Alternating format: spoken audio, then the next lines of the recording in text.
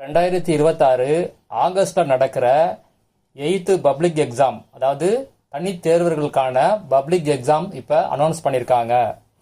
இதுக்கான apply date 1/7/2026லேருந்து 8/7/2026க்குள்ள நீங்கள் apply பண்ணணும். சண்டே இன்னைக்கு நீங்கள் அப்ளை பண்ண முடியாது. இந்த அப்ளை டேட்டை நீங்கள் மிஸ் பண்ணிட்டீங்க அப்படின்னா சிறப்பு அனுமதி திட்டம், அதாவது தக்கல் முறையில் நீங்கள் அப்ளை பண்ணலாம்.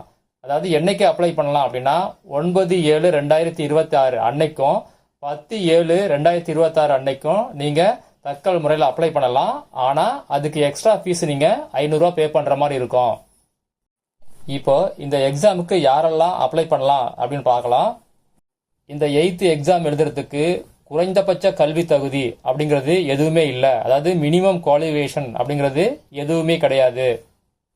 நீங்கள் 8th டிஸ்கன்டினியூ பண்ணியிருக்கலாம், இல்லை அதுக்கு கீழே எந்த ஸ்டாண்டர்ட் வேணாலும் நீங்கள் படிச்சிருக்கலாம், இல்லை படிக்காமல் கூட இருக்கலாம், ஒன்றும் ப்ராப்ளம் இல்லை. நீங்கள் இந்த 8th நீங்கள் அப்ளை பண்ணலாம்.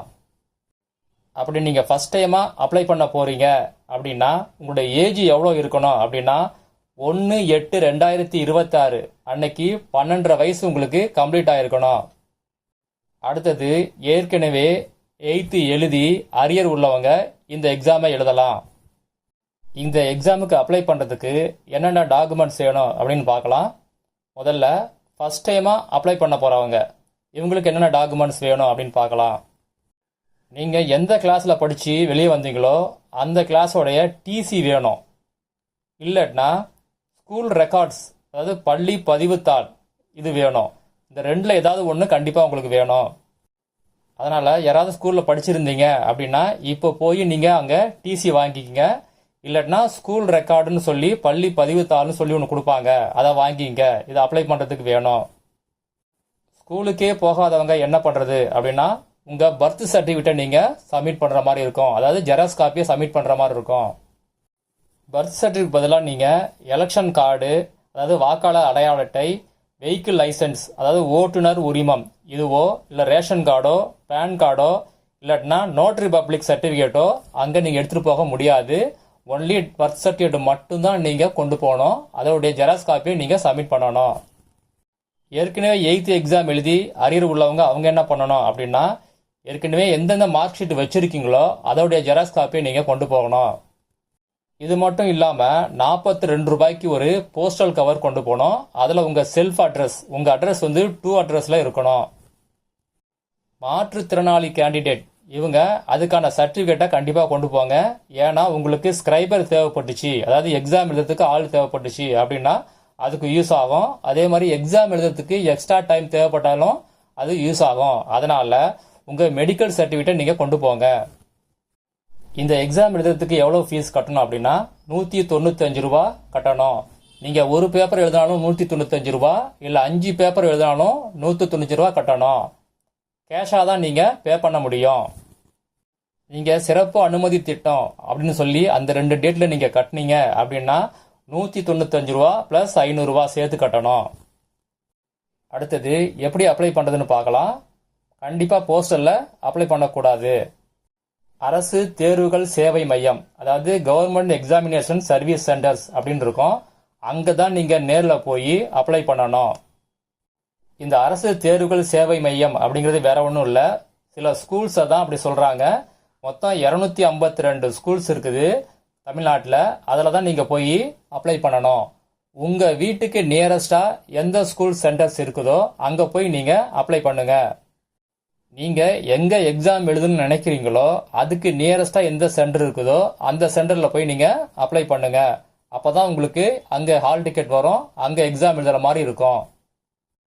ஏற்கனவே சொன்ன மாதிரி நீங்கள் போஸ்டலில் அப்ளை பண்ண முடியாது, ஆன்லைனில் அப்ளை பண்ண முடியாது, இ சேவை மையத்திலும் போய் அப்ளை பண்ண முடியாது. இந்த சென்டர்ஸ் எங்கெங்கே இருக்குது அப்படின்னு சொல்லி ஒரு லிஸ்ட் இருக்குது. அந்த லிஸ்ட்டை இந்த வீடியோ டிஸ்கிரிப்ஷன் லிங்க்ல கொடுத்துருக்கேன். ஒரு தடவை கிளிக் பண்ணி செக் பண்ணி பார்த்துங்க. நீங்கள் அப்ளை பண்ண உடனே உங்கள்கிட்ட ஒரு அக்னாலஜ்மெண்ட் ஸ்லிப் கொடுப்பாங்க. அந்த ஸ்லிப்பு ரொம்ப ரொம்ப ரொம்ப முக்கியம். ஏன்னா அதில் உள்ள அப்ளிகேஷன் நம்பர் வச்சு தான் நீங்கள் அடுத்தது ஹால் டிக்கெட்டை ஆன்லைனில் டவுன்லோட் பண்ண முடியும். அந்த அக்னாலஜ்மெண்ட் ஸ்லிப்பில் உங்கள் நேம், டேட் ஆஃப் பர்த் ரெண்டுமே கரெக்டாக இருக்கான்னு செக் பண்ணிக்கங்க. ஏன்னா இதில் என்ன இருக்குதோ அதே தான் உங்களுக்கு மார்க் ஷீட்டில் வரும். அதே நேம் வரும், அதே டேட்டா பொறுத்து வரும். அதனால கண்டிப்பாக ரெண்டையும் செக் பண்ணிக்கிங்க.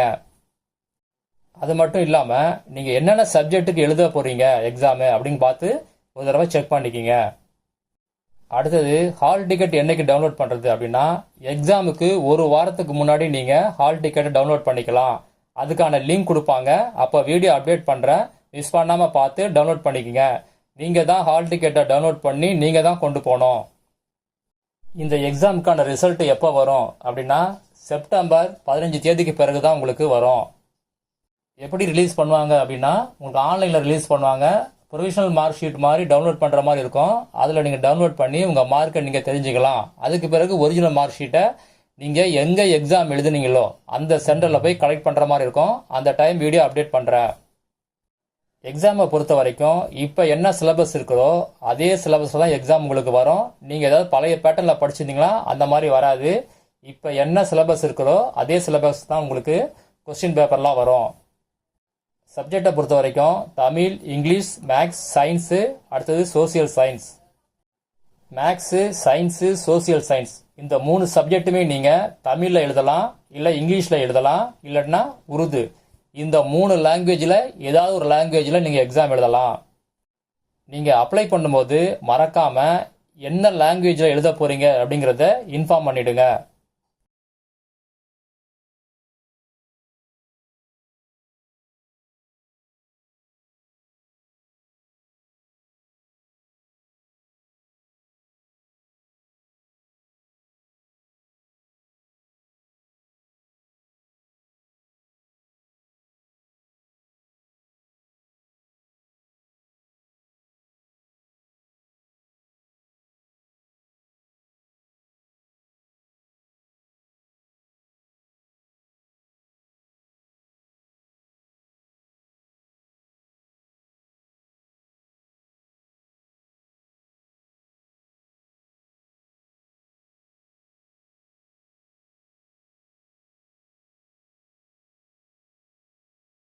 இப்போ நீங்கள் ஸ்க்ரீனில் பார்க்குறது தான் எக்ஸாமுக்கான அப்ளை சென்டர்.